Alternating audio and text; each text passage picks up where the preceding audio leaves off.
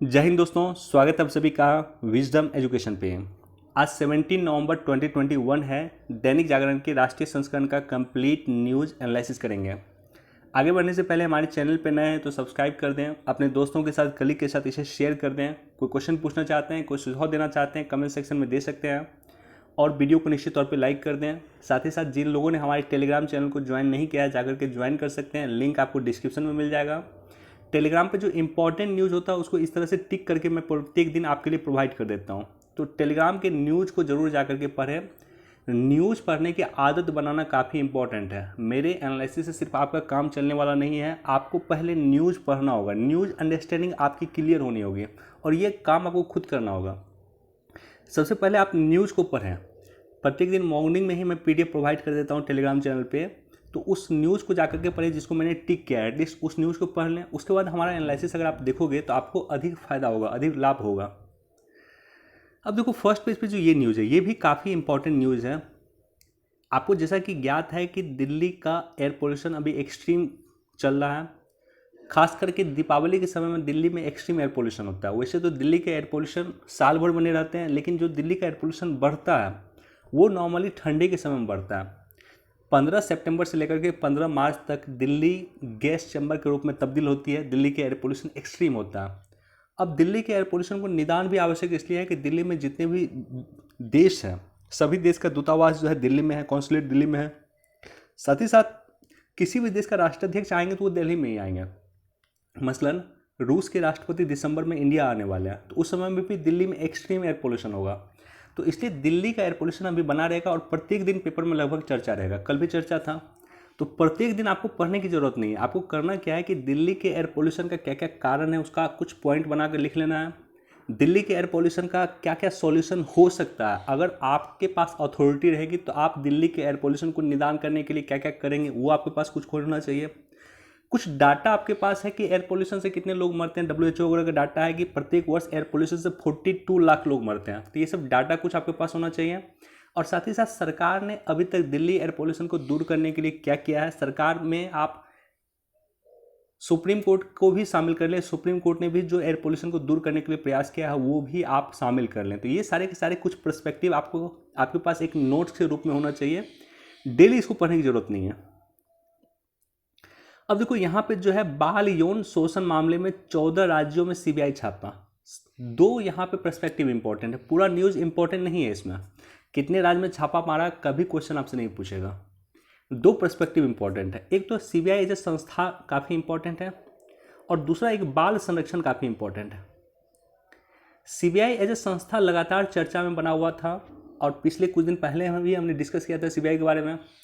CBI के बारे में बेसिक इन्फॉर्मेशन आपको पता होना चाहिए। सीबीआई गृह मंत्रालय के तहत काम नहीं करता है। सीबीआई कार्मिक मंत्रालय के तहत काम करता है।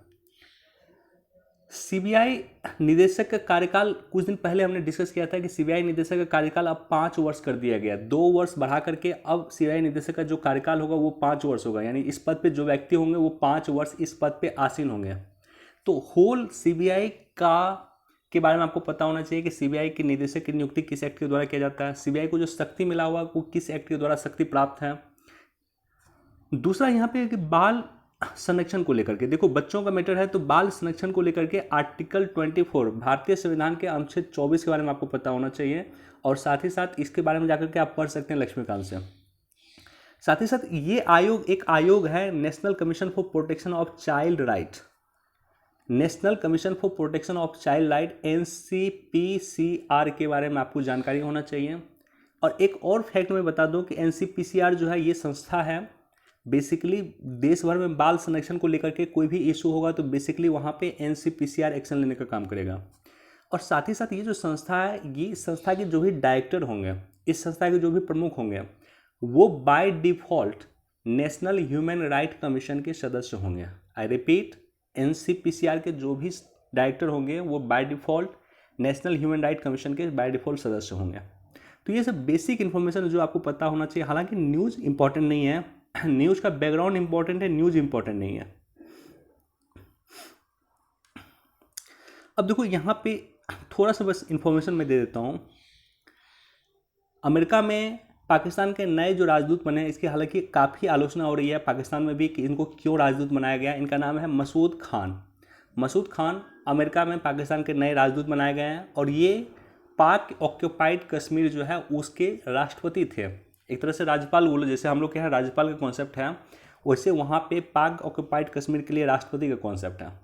अब सोचो किसी राज्य के राज्यपाल, आप सोच सकते हो कि इंडिया के किसी राज्य के राज्यपाल को राज्यपाल पद से जब वो छोड़ते हैं, वो विमुक्त होते हैं, तो आप किसी अन्य देश में उसको राजदूत लगाएंगे, और खास करके अमेरिका जैसे देशों में राज्यपाल अपने आप में एक एक्सट्रीम पोस्ट होता है, राष्ट्रपति एक एक्सट्रीम पोस्ट होता है। उसके बाद उसके पोस्ट को डिमिन करना हो गया, अगर उसके पोस्ट को नीचे करना हो गया, डिमिन करना हो गया अगर आपने उसे किसी अन्य जगह जो है राजदूत लगाया तो।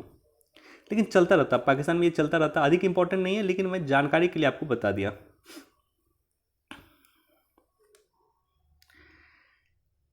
लोग भूख से मर रहे हैं, केंद्र सरकार योजना बनाए। सर्वोच्च न्यायालय ने कहा है कि सरकार को एक योजना बनाए जहां पे भूखमरी अधिक है, उस क्षेत्र को चिन्हित कीजिए और उसका योजना एक रेगुलेट कीजिए जहां पे भूखमरी अधिक है, उस क्षेत्र में पर्टिकुलरली भूखमरी को कैसे कंट्रोल किया जाएगा। जैसे मान लो विदर्भ का क्षेत्र है, विदर्भ के क्षेत्र में सूखा ज़्यादा है, अगर उस क्षेत्र में भूखा अधिक है, हंगर अधिक है, तो उस हंगर को कंट्रोल करने के लिए सरकार एक प्लान बनाए। तो इसको एक बार आप लोग देख सकते हैं, पढ़ सकते हैं इसको। देखो करतारपुर कॉरिडोर की जो स्थापना हुई थी, आज से इसको फिर खोला जा रहा है कोविड के बाद, कोविड के कारण इसको बंद कर दिया गया था। करतारपुर कॉरिडोर की जो शुरुआत हुई थी, बेसिकली ये शुरुआत हुआ था 2019 में, और ये जो है 6 किलोमीटर लंबा कॉरिडोर है, और इस गलियारे में एक दिन की यात्रा आप कर सकते हैं। अगर सुबह आप जाएंगे तो शाम तक आपको इंडिया में रिटर्न होना होगा। इसके लिए आपको वीज़ा लेने की ज़रूरत नहीं है, लेकिन आपके पास पासपोर्ट होना चाहिए।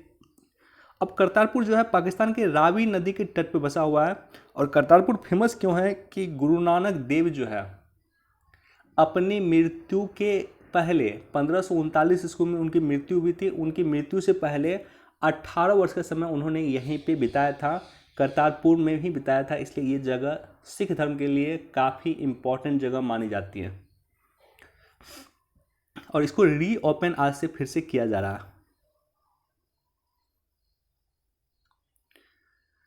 अब देखो यहाँ पे जो है, ये जो है प्राइम मिनिस्टर मोदी ने कल जो है पूर्वांचल एक्सप्रेस वे का उद्घाटन किया। Purvanchal express way I think देश का दूसरा जो है हाईवे है जहाँ पे आपातकालीन स्थिति में वायुसेना की प्लेन की लैंडिंग की जा सकती है। और इनफैक्ट कल जो ये उतरे हैं प्राइम मिनिस्टर मोदी, वो भी वायुयान के एक जो एक जहाज़ है, हरक्यूलिस विमान, उसी विमान से उतरे हैं। तो डायरेक्टली ये विमान से ही जो है, ये जो पूर्वांचल एक्सप्रेस वे है, यानी जो रोड है, रोड पे डायरेक्टली विमान से ये उतरे हैं। तो प्राइम मिनिस्टर मोदी कल विमान से डायरेक्टली रोड पे उतरे हैं, पूर्वांचल एक्सप्रेस वे पे उतरे हैं। और ये आई थिंक इंडिया का दूसरा ऐसा एक्सप्रेस वे है, दूसरा ऐसा हाईवे है जहाँ पे विमान आपातकालीन स्थिति में लैंड किया जा सकता है। इससे पहले आपको याद होगा, आज से 3-4 महीना पहले इसी तरह की जो है हाईवे पे लैंडिंग करवाया गया था राजस्थान के बाड़मेर जिला में, और उस समय में वहाँ पे हमारे देश के रक्षा मंत्री राजनाथ सिंह जी वहाँ पे उपस्थित थे। तो राजस्थान के बाद यूपी ऐसा दूसरा स्टेट बन गया है जहाँ के हाईवे को इस अनुसार बनाया गया है, इतना डेवलप बनाया गया है कि वहाँ पे आपातकालीन स्थिति में वायुसेना के विमान की लैंडिंग किया जा सकता है। यानी युद्ध वगैरह की कंडीशन में ये काफ़ी इंपॉर्टेंट हो जाएगा।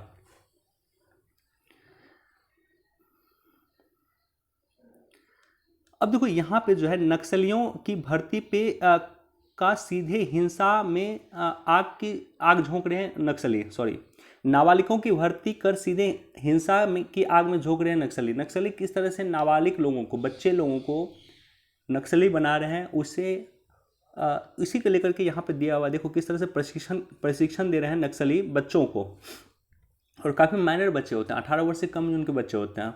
और नॉर्मली ये बच्चे जो होते हैं इनको एजुकेशन काफ़ी कम मिला हुआ है, इसलिए नक्सली बेल्ट की इम्प्रूवमेंट की बात किया जाए तो उस बेल्ट में एजुकेशन को बढ़ावा दिया जा रहा है। अगर बच्चे एडुकेट होंगे तो निश्चित तौर पे वो नक्सली जैसी गतिविधि में शामिल नहीं होंगे। देखो इंपॉर्टेंट क्या है इस न्यूज़ से, इस न्यूज़ से इंपॉर्टेंट आपके लिए नक्सलवाद टॉपिक जो है आपको इंटरनल सिक्योरिटी में पढ़ना है। आपको इंटरनल सिक्योरिटी काफ़ी इंपॉर्टेंट टॉपिक है, काफ़ी इंपॉर्टेंट चैप्टर है, उसमें आपको पढ़ना है। जो है इंटरनल सिक्योरिटी में सबसे बड़ा थ्रेटन जो है वो नक्सलवाद है। तो नक्सलवाद की शुरुआत जो हुई थी भारत में, थोड़ा सा मैं डिस्कस कर देता हूँ।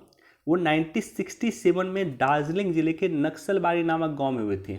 चूँकि इसका नाम नक्सलवाद क्यों पड़ा, उसका रीज़न है कि इसकी जो शुरुआत हुई थी एक गांव में हुई थी जिसका नाम था नक्सलबाड़ी, और वो वेस्ट बंगाल में गांव था 1967 में।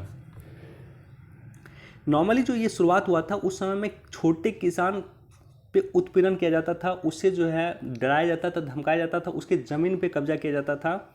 इसलिए भारतीय कम्युनिस्ट पार्टी के नेता चारू मजूमदार, कानू सन्याल और कन्हाई चटर्जी द्वारा इस सशस्त्र आंदोलन का नाम जो है नक्सलवाद दिया गया। हालांकि भारतीय कम्युनिस्ट पार्टी इस तरह की गतिविधि में शामिल नहीं रही, लेकिन उसी पार्टी से कुछ लोग निकले जो नक्सलवाद को शुरुआत जिन्होंने विधिवत रूप से किया था। यह आंदोलन चीन के नेता माओ तुंग की नीतियों का अनुगामी था, इसलिए इसे माओवाद भी कहा गया। और आंदोलनकारियों का मानना था कि भारतीय मजदूरों और किसानों की दुर्दशा के लिए सरकार की नीतियां जिम्मेदार है। अब देखो आपको क्या जानना है इसमें, आपके लिए इंपॉर्टेंट है कि रेड कॉरिडोर के बारे में आपको पता होना चाहिए। हाल फिलहाल होम मिनिस्ट्री का स्टेटमेंट था, होम मिनिस्ट्री का जो है रिपोर्ट था, जिस रिपोर्ट में कहा गया कि देश में नक्सलवाद की घटना कम हुई है। नक्सल प्रभावित जिले जो पहले 106 थे अब 90 हो गया, तो धीरे धीरे देश में नक्सलवाद की घटना कम हो रही है। 23% की कमी आई है नक्सलवादी घटना में और 21% की कमी आई है मौत में। तो ये 21 में रिपोर्ट आया था, उस रिपोर्ट में कहा गया। देखो मैं डिटेल से डिस्कस इसलिए नहीं कर रहा हूँ कि कई अन्य टॉपिक भी मुझे डिस्कस करने हैं, लेकिन नक्सलवाद के बारे में भी आपके पास एक कॉन्क्रीट नोट होना चाहिए। और साथ ही साथ कोई भी अगर नोट्स बना रहे हैं आप, तो उसमें आपका क्या व्यू पॉइंट होता है ये अधिक इंपॉर्टेंट है। सरकार क्या कर रही है उसके बारे में भी आपको पता होना चाहिए, नक्सलवादी क्या है इसके बारे में भी आपको पता होना चाहिए। और सबसे अधिक इम्पॉर्टेंट कि अगर मान लो कि आप अथॉरिटी में रहे, आप पावर में रहे, तो नक्सलवादी की घटना को रोकने के लिए आप क्या स्टेप उठाएंगे, दैट इज मोर इम्पॉर्टेंट।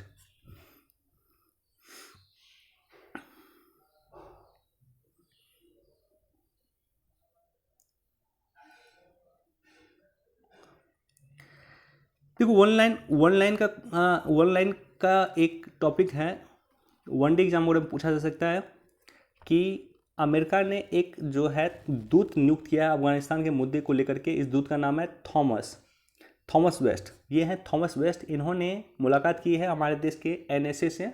बस वनडे एग्जाम में क्वेश्चन पूछा जा सकता है कि अमेरिका ने अफगानिस्तान के मुद्दे पे एक दूत की नियुक्ति किया है, उसका नाम क्या है, तो वो थॉमस वेस्ट है।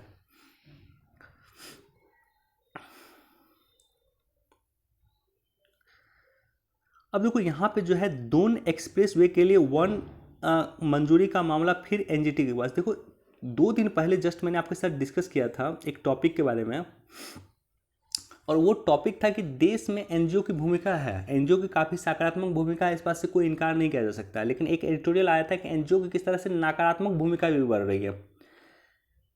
नकारात्मक भूमिका किस तरह से बढ़ रही है कि एक जो चाबहार में बोल रहा हूँ, सॉरी, आई थिंक उत्तराखंड में जो परियोजना बन रही थी, चारधाम परियोजना जो बन रही थी, जो चारों ही धाम को कनेक्ट करने का काम करेगी, केदारनाथ, बद्रीनाथ, गंगोत्री और यमुनोत्री। ये 4 धाम परियोजना को लेकर के इस परियोजना में इन्वायरमेंट की क्षति हो सकती है, पर्यावरण का नुकसान हो सकता है, इस मुद्दे को लेकर के एक एनजीओ सुप्रीम कोर्ट गई। और सुप्रीम कोर्ट ने सरकार ने स्पष्ट तौर पे कहा, केंद्र सरकार ने कहा कि बहुत सारे एनजीओ जो है इस तरह के मुद्दे को लेकर के सुप्रीम कोर्ट आ जाती है, और उस मुद्दे के कारण कहीं न कहीं हमारा काम रुक जाता है। अगर हमारा काम रुक जाता है तो मान लीजिए कि ये जो चीन है, चीन अपने यहाँ, इधर चीन है, इधर उत्तराखंड है, तो चीन अपने यहाँ इंफ्रास्ट्रक्चर बना चुका है। चीन जब चाहे अपना मिसाइल जो है हमारे देश की सीमा के पास ला सकता है, उत्तराखंड बाउंड्री के पास ला सकता है। क्या हम आज कैपेबल है कि जब चाहे अपने मिसाइल को भेज सकते हैं उत्तराखंड की बाउंड्री के पास? अगर ये जो है परियोजना कंप्लीट नहीं होगा, ये उत्तराखंड में जो परियोजना है, ये परियोजना चारधाम परियोजना कंप्लीट नहीं होगा, तो हम किस तरह से एक्सेस कर पाएंगे? सेना जब जरूरत होगी तो किस तरह से वो बॉर्डर पे भेजेगी? तो इसलिए इस एनजीओ को भी समझना चाहिए, इनकी भूमिका तय होनी चाहिए कि इस तरह के मुद्दे को लेकर के सर्वोच्च न्यायालय ना जाए, ताकि जो देश में रक्षा सेक्टर के जो काम है, देश में जो अन्य कई सारे काम है, वो काम के डिले ना हो। देश में जो सबसे महत्वपूर्ण काम है वो डिले ना हो। देखो यहाँ पे टॉपिक क्या है, एक यहाँ पे सबसे अधिक इम्पॉर्टेंट टॉपिक है कि हमारे लिए पर्यावरण भी इम्पॉर्टेंट है और हमारे लिए नेशनल सिक्योरिटी भी इम्पॉर्टेंट है।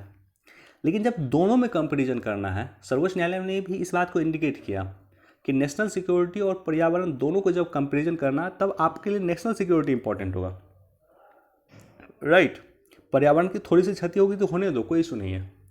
अगर हमें चारधाम परियोजना बनाना है तो बनाए हम, हमें अगर इंफ्रास्ट्रक्चर बनाना है चीन की सीमा पे तो हमको इंफ्रास्ट्रक्चर बनाना पड़ेगा, उसके लिए थोड़ी बहुत अगर पर्यावरण की क्षति होगी तो चलेगी। लेकिन कल के डेट में अगर चीन हम पे आक्रमण कर देगा और हमारे लिए वहाँ पे इंफ्रास्ट्रक्चर नहीं बना रहेगा तो ये मुश्किल वाली काम होगी। अब देखो इसी तरह का कुछ इशू जो है इस न्यूज़ में भी दिया हुआ, थोड़ा सा इसको आप लोग देख लेना, पढ़ लेना। लेकिन चूंकि चर्चा चल रही है एनजीटी के, ये इशू गया है एक बार फिर एनजीटी के पास इस तरह का कुछ इशू, तो एनजीटी के बारे में थोड़ा सा डिस्कस कर देता हूँ आपके साथ। एनजीटी एक स्टैट्यूटरी बॉडी है। स्टैट्यूटरी बॉडी मतलब होता है, इसको सांविधिक संस्था भी कहते हैं, संवैधानिक नहीं, सांविधिक संस्था कहा जाता है स्टैट्यूटरी बॉडी को। वैधानिक संस्था भी कहा जाता है, लीगल बॉडी भी कहा जाता है। यानी वैसी संस्था जिसका निर्माण संसद के किसी एक्ट के माध्यम से किया गया उसे स्टैट्यूटरी बॉडी, लीगल बॉडी, सांविधिक संस्था कहा जाता है, कोई भी नाम आप ले लें।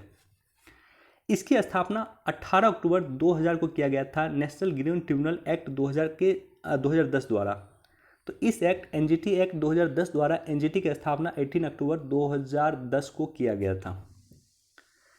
विश्व का तीसरा ऐसा देश भारत बनना है जिन्होंने स्पेशल इन्वायरमेंट ट्रिब्यूनल की स्थापना किया। इससे पहले सिर्फ ऑस्ट्रेलिया और न्यूजीलैंड में ही इस तरह से स्पेशल इन्वायरमेंट ट्रिब्यूनल की स्थापना किया गया था। भारत तीसरा देश बना। एनजीटी का हेडक्वार्टर नई दिल्ली में है, जबकि इनके 4 क्षेत्रीय कार्यालय जो हैं वो है भोपाल, पुणे, कोलकाता और चेन्नई में। एनजीटी के पास अगर पर्यावरण से संबंधित कोई भी मुद्दा आएगा तो मैक्सिमम 6 महीना में उस मुद्दा का समाधान एनजीटी करेगा। अब देखो 7 महत्वपूर्ण एक्ट हैं जिसके उल्लंघन पे एनजीटी एक्शन ले सकता है। इसी 7 का उल्लंघन होगा तभी एनजीटी लेगा। जल प्रदूषण निवारण नियंत्रण अधिनियम 1974, जल प्रदूषण निवारण नियंत्रण उपकर अधिनियम 1977, वन संरक्षण अधिनियम 1980, वायु प्रदूषण निवारण नियंत्रण अधिनियम 1981, पर्यावरण संरक्षण अधिनियम 1986, लोक दायित्व बीमा अधिनियम 1991 और जैव विविधता अधिनियम बायोडायवर्सिटी एक्ट 2002।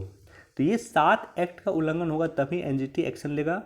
और 2 एक्ट को एनजीटी के दायरे से बाहर रखा गया, 2 महत्वपूर्ण एक्ट को, जिसमें एक है वाइल्ड लाइफ प्रोटेक्शन एक्ट, वन्य जीव संरक्षण अधिनियम 1972 और अनुसूचित जनजाति और अन्य पारंपरिक वन अधिवासी अधिनियम 2006, scheduled tribes and other traditional forest dwellers act 2006।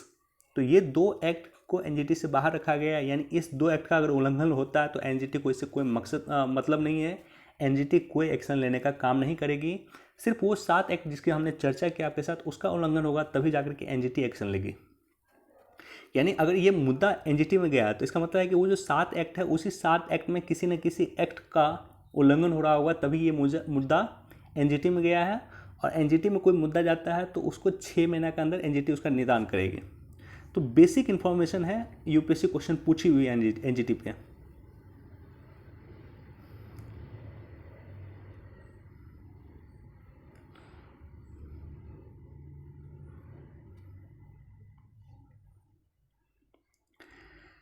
देखो ऑलरेडी इस पे हमने डिस्कस किया है, यहाँ पे ऑलरेडी हमने डिस्कस किया। बस थोड़ा सा इन्फॉर्मेशन मैं आपको दे दूं कि विशाखापत्तनम 21 नवंबर को और आईएनएस वेला, आईएनएस विशाखापत्तनम जो है एक डिस्ट्रॉयर पोत है आईएनएस विशाखापत्तनम, जो प्रोजेक्ट 15B के तहत जिसका स्थापना किया गया। तो प्रोजेक्ट 15B के बारे में आपको पता जरूर होना चाहिए। देखो प्रोजेक्ट 15B के तहत 4 डिस्ट्रॉयर का निर्माण किया जा रहा है। स्टील्थ गाइडेड मिसाइल डिस्ट्रॉयर का निर्माण किया जा रहा है।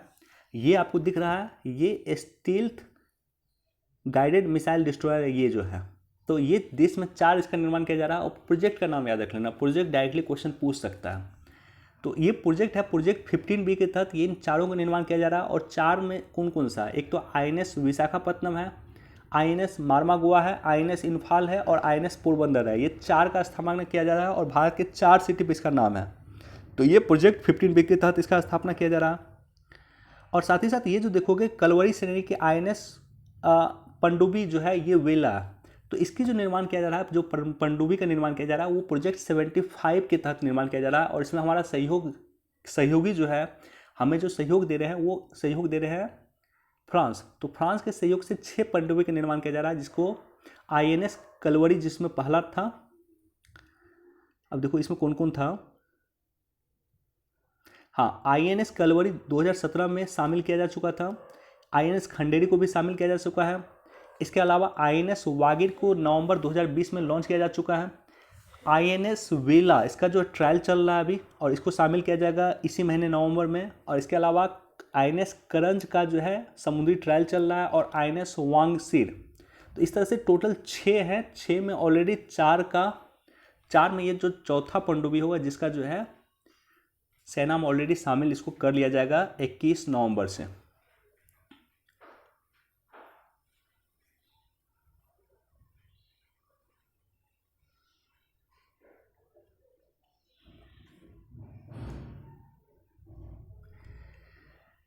देखो ये काफ़ी इंपॉर्टेंट है।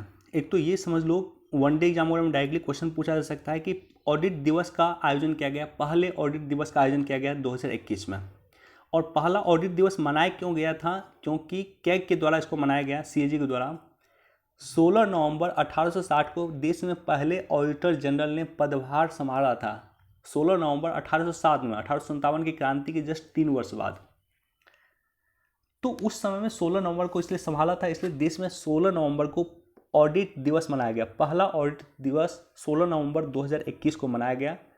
और इसमें प्राइम मिनिस्टर मोदी ने इंपॉर्टेंट कुछ बातें कही है। देखो ये टॉपिक अपने आप में काफ़ी इंपॉर्टेंट है। हालांकि प्राइम मिनिस्टर ने जो चर्चा किया उससे भी ज़्यादा इंपॉर्टेंट है ये topic, data protection. Data warfare आने वाले समय में हो सकता है, डाटा पे युद्ध हो सकता है। डाटा से एक पूरा देश को ध्वस्त किया जा सकता है, एक पूरा सिस्टम को चौपट किया जा सकता है। तो डाटा जो है भविष्य तय करेगा। ये काफ़ी important statement prime minister Modi ने भी दिया है, और इसका जो है काफ़ी इंपॉर्टेंट पर्सपेक्टिव है। हमारा जो है डाटा हमारे हाथ में होना चाहिए, हमारा डाटा सुरक्षित होना चाहिए। कल के डेट में हमारी जितने भी एक्टिविटी है, मैं यूट्यूब पे वीडियो बना रहा हूँ, कई सारे लोग यूट्यूब पे वीडियो बना रहे हैं, आपके जीमेल पे अकाउंट होगा, तो कहीं ना कहीं आपका जो डाटा है, ये सारी की सारी जो कंपनी है गूगल कंपनी की है, और ये सारा का सारा डाटा जो है अमेरिका के पास है। तो कल के डेट में उसका मिसयूज अगर करना चाहेगा तो वो पूरे भारत को चौपट कर सकता है। अमेरिका में इतना शक्ति है, सिर्फ गूगल कंपनी में और फेसबुक जैसी कंपनी में इतनी शक्ति है कि पूरे भारत की व्यवस्था को चौपट कर सकता है कुछ देर के लिए या कुछ दिन के लिए। तो इसलिए जो है डाटा हमारे हाथ में होना चाहिए। हमारा जो डाटा होना चाहिए वो इंडिया के बाउंड्री के भीतर होना चाहिए। आप कोई भी ट्रांजैक्शन करते हैं, मास्टर कार्ड का यूज करते हैं या जीमेल का यूज करते हैं, तो आपका डाटा इंडिया में स्टोर नहीं होता, आपका डाटा अमेरिका में स्टोर होता है। यानी आपके नाम, आपके गूगल पे जो मान लेते हो किसी को मूवी भेजते हो या किसी को कोई फोटो भेजते हो, कोई मैसेज भेजते हो, सारा का सारा डाटा अमेरिका में स्टोर होता है। तो इसलिए एक समिति बनी थी, जस्टिस BN श्रीकृष्णा समिति, कि देश में डाटा प्रोटेक्शन को लेकर के सरकार क्या क्या करनी चाहिए, डाटा प्रोटेक्शन को लेकर के क्या नियम होना चाहिए।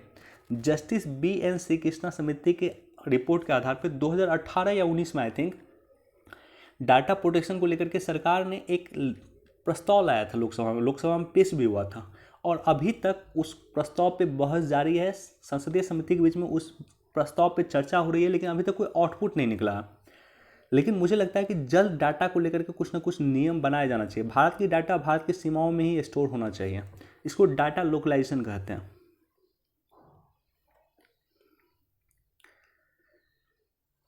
देखो यहाँ पे एक नीति आयोग का एक ऐप है, मैं आप लोगों से रिक्वेस्ट करूँगा कि आप जो भी लोग एक तो 4 व्हीलर परचेज कर रहे हैं या 2 व्हीलर परचेज करने वाले हैं आप, तो कोशिश करें कि आप इलेक्ट्रॉनिक्स गाड़ी परचेज करें, चूँकि उससे काफ़ी बेनिफिट होगा।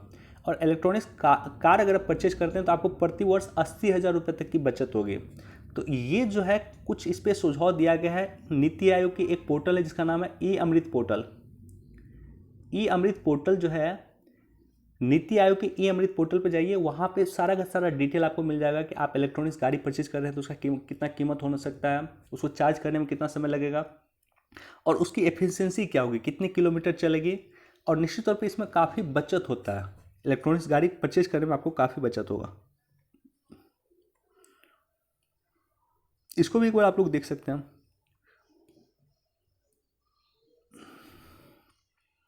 देखो बहुत ज़्यादा इंपॉर्टेंट मुझे दिखा नहीं है, हालांकि ये अपने आप में ये शख्स, ये व्यक्ति काफ़ी इंपॉर्टेंट, अमिताभ कांत हमारे देश के नीति आयोग के CEO हैं। एडिटोरियल भी आप काफ़ी अच्छा है, लेकिन वही पॉइंट रिपीट हो रहा है। देखो इन्होंने डिस्कस किया है प्राइम मिनिस्टर मोदी के जो पंचामृत था, ग्लासगो में पीएम मोदी ने जो पंचामृत दिया, ऑलरेडी पंचामृत हम लोग कई बार डिस्कस किए हैं कि 5 अमृत दिए हैं, यानी 5 मंथ प्राइम मिनिस्टर मोदी ने दिया, जिसमें सबसे अधिक इंपॉर्टेंट है कि 2070 तक हमें नेट न्यूट्रल करना, नेट जीरो करना है, जो हमारा टारगेट है 2070 तक का हमारा टारगेट है। तो एक तो ये एडिटोरियल में चर्चा किया गया पंचामृत के बारे में, उसको आप लोग देख सकते हैं, और पंचामृत के बारे में आप लोग को पता होना चाहिए, लिख के भी आप लोग रख लेना। दूसरा एक रिपोर्ट का डिस्कस किया गया, ये रिपोर्ट जब आया था तब भी हमने चर्चा किया था पिछले वर्ष, यूएन इमिशन ने इसी वर्ष रिपोर्ट आया है, UN emission gap report 2020। UN emission gap report 2020 में ये इस रिपोर्ट में कहा गया कि भारत G20 में इकलौता ऐसा देश है जो 2020 का जो हमारा टारगेट है उस टारगेट की तरफ जलवायु परिवर्तन की कार्रवाई को रोकने के लिए पर्याप्त काम कर रही है। ये इस रिपोर्ट में कहा गया है, यूएन इमिशन गैप रिपोर्ट में कहा गया। और साथ ही साथ देखो इस रिपोर्ट में एक और चीज़ की चर्चा है, वो है कार्बन एयरस्पेस। कार्बन एयरस्पेस क्या होता है कि कार्बन, हमारे देश की जनसंख्या कितनी है, विश्व की जनसंख्या की 17.5% है, 17.5% है। इस प्रकार यानी ग्लोबल कार्बन जो इमिशन है, उस कार्बन इमिशन में हम total 1700 giga ton carbon use कर सकते हैं। पॉपुलेशन के हिसाब से हम विश्व में 1700 गीगा टन कार्बन का इस्तेमाल कर सकते हैं, लेकिन हम महज अभी तक भारत ने किया है वो किया है 51.97 गीगा टन। तो कुल कार्बन स्पेस का जो कुल कार्बन स्पेस है उसका महज हमने 1.3% ही इस्तेमाल किया। तो भारत जो है कार्बन इमिशन कर रहा है, ऐसा नहीं कि भारत कार्बन इमिशन नहीं कर रहा। भारत कार्बन इमिशन के मामले में आई थिंक विश्व में तीसरा नंबर पे आता है। पहला नंबर पे चीन आता है वर्तमान में, दूसरे पे यूएसए है और तीसरा पे भारत है। लेकिन जनसंख्या के अनुसार से यानी पर कैपिटल कार्बन इमिशन के मामले में भारत काफ़ी पीछे है। प्रति व्यक्ति कार्बन उत्सर्जन के दर में भारत काफ़ी पीछे है। तो उसी की चर्चा राइटर ने किया है। बाकी इसको पढ़ लेना है आप लोग, चूँकि अमिताभ कांत का ये एडिटोरियल है, इसका जो है एक स्क्रीनशॉट भी मैं टेलीग्राम चैनल पे अपलोड कर दूंगा। अमिताभ कांत का एडिटोरियल है, इसको जरूर आप लोग को पढ़ना चाहिए। देखो ये चर्चा में चल रहा, मुझे डिस्कस नहीं करना है, थोड़ा सा बस एक पॉइंट में डिस्कस करूंगा कि जो हमारे देश के पूर्व विदेश मंत्री हैं सलमान खुर्शीद, इन्होंने एक किताब लिखी है जिस किताब में इन्होंने IS की तुलना जो है आई थिंक राष्ट्रीय स्वयंसेवक संघ से किया।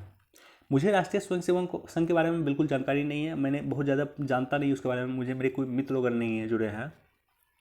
लेकिन मुझे इतना पता है कि ISS और बोको हराम जैसी जो संस्था है जो एक व्यक्ति को मारने का काम करती है, उससे RSS की तुलना नहीं किया जाना चाहिए, राइट। जो मान लो कैमरा के सामने में जो हज़ारों लोगों का गला रेत देता है, इतना बर्बरतापूर्वक हत्या करता है ISS और बोको हराम, उससे जो है कहीं ना कहीं तुलना नहीं किया जाना चाहिए था RSS का।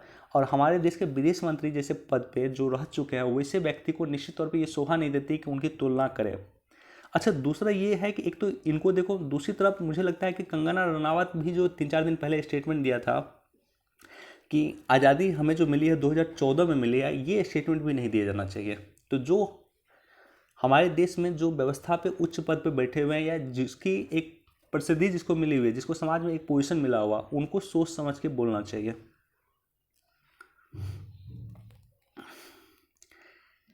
इसको आप लोग खुद से पढ़ लेना, बहुत ज़्यादा इंपॉर्टेंट मुझे दिखा नहीं, 1-2 पॉइंट बस दिखा है कि अभी भारत में सिर्फ 50% क्षेत्र जो है सिंचित क्षेत्र है, और थोड़ा सा कुछ पॉइंट दिया हुआ है, लेकिन इसको पढ़ लेना। ये टॉपिक इंपॉर्टेंट है, एग्रीकल्चर अपने आप में इंपॉर्टेंट टॉपिक है, और उसका एक सब पार्ट है कि आत्मनिर्भर कृषि के लिए जो है सिंचाई योजना की आवश्यकता है, उसका एक सब पॉइंट है। तो इसको आप लोग खुद से पढ़ सकते हैं।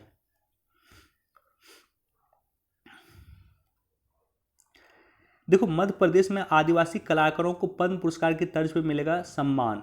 तो ये शिवराज सिंह चौहान का स्टेटमेंट है, और इस पुरस्कार का नाम जो है, इस पुरस्कार का नाम जो रखा जाएगा वो रखा जाएगा राजा संग्राम शाह के नाम पे होगा, महाराजा संग्राम शाह के नाम पे होगा। अगर आप MP से हैं या इंडिया के किसी भी कोना से इनफैक्ट, तो इनके बारे में थोड़ा सा आप जान लें। यहाँ पे चर्चा किया हुआ MP से अगर आप हैं, मध्य प्रदेश से हैं, तो आपको विशेष जानकारी होनी चाहिए। ये जो है राजगोरा वंश के प्रतापी राजा थे, राजा संग्राम शाह, उन्हीं के नाम पे इस अवार्ड का नाम होगा जो पद्मश्री के इक्विवेलेंट होगा मध्य प्रदेश की सरकार के द्वारा दिया जाएगा, पद्मश्री की तरह ही एक अवार्ड होगा। और इन्हें जो है 52 गढ़पति उपाधि इन्होंने धारण किया था। 1400 के आसपास मध्य भारत के कई नगरों और कस्बों में राजगौर वंश का शासन था और राजगौर वंश से संबंधित थे राजा संग्राम शाह। अब देखो, इसी तरह का एक इन्फॉर्मेशन कुछ दिन पहले आया था कि जिस तरह से पद्म पुरस्कार है या पद्म भूषण है, पद्मश्री है, भारत रत्न है, इस तरह से एक अवार्ड असम सरकार भी अपने यहाँ लोगों को देगी। तो असम सरकार भी इसी तरह का अवार्ड शुरू करेगी जो पद्मश्री, पद्म भूषण, पद्म विभूषण की तरह ही अवार्ड होगा। अब देखो, यहाँ पे जो है कई बार क्वेश्चन पूछा गया है, वनडे एग्जाम वगैरह में मैंने देखा कई जगह क्वेश्चन पूछा गया है। अंतर्राष्ट्रीय गीता महोत्सव 2021 कहाँ होगा, बस इन्फॉर्मेशन याद रख लेना। वनडे एग्जाम में, बीपीएससी वगैरह में, स्टेट पीसीएस में पूछा जा सकता है। हरियाणा के कुरुक्षेत्र में गीता महोत्सव, अंतर्राष्ट्रीय गीता महोत्सव 2021 का आयोजन किया जाएगा जो दिसंबर महीने में होगा।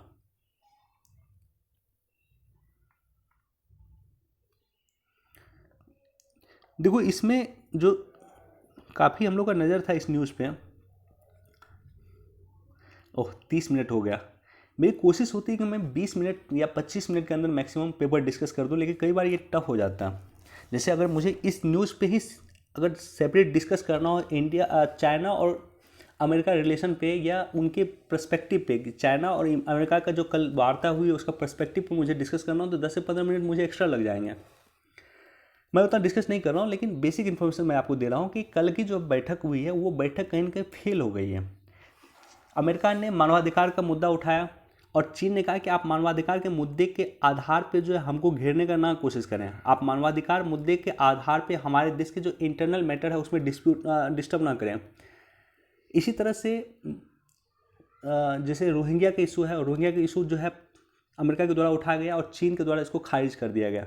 इसी तरह से ताइवान के मुद्दे पे अमेरिका को लगभग अप्रत्यक्ष तौर पे चीन ने चेतावनी दे दिया है कि आप आग से खेलने का कोशिश कर रहे हैं। चाइना ताइवान के मुद्दे अगर आप उठा रहे हैं इसका मतलब आप आग से खेलने का कोशिश कर रहे हैं और आग से खेलिएगा तो आप जल जाइएगा। तो इस तरह का एक्सट्रीम स्टेटमेंट कल के जो बैठक में उसमें दिया गया और काफ़ी कमज़ोर फिर से एक बार कहीं के बाइडेन साबित हुए हैं। इन्होंने कोई खास रिप्लाई नहीं किया बाइडेन ने। बाकी इसको आप लोग पढ़ लेना। देखो, S-400 मिसाइल को लेकर के अमेरिका ने चिंता जाहिर की, हमें आवश्यकता, हम परचेज करेंगे, हम आपके कार्सा के तहत जो आप हमको प्रतिबंधित कर सकते हैं हम उसका इंतजार नहीं करेंगे, हम उसे डरेंगे नहीं। आपको करना जो करना कीजिए, लेकिन हमें हमारी सुरक्षा आवश्यकता है। हमें हमारा जो है 2 पड़ोसी हमारे जो है वो परमाणु संपन्न है, हो सकता है हमें मिसाइल से अटैक कर दें। तो ऐसे कंडीशन में ऊपर में ही मिसाइल को डिस्ट्रॉय करने के लिए हमें S-400 मिसाइल की ज़रूरत है, इसलिए भारत ने S-400 मिसाइल परचेज किया।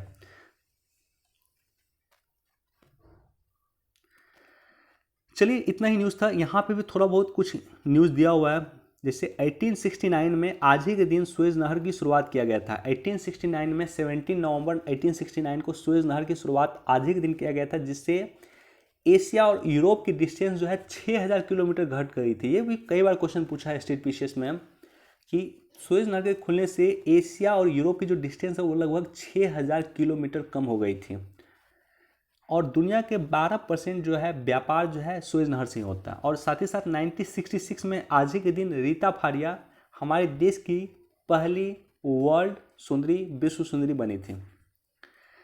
चलिए, वीडियो देखने के लिए धन्यवाद। Thank you so much. Please do like, share and subscribe. Thank you.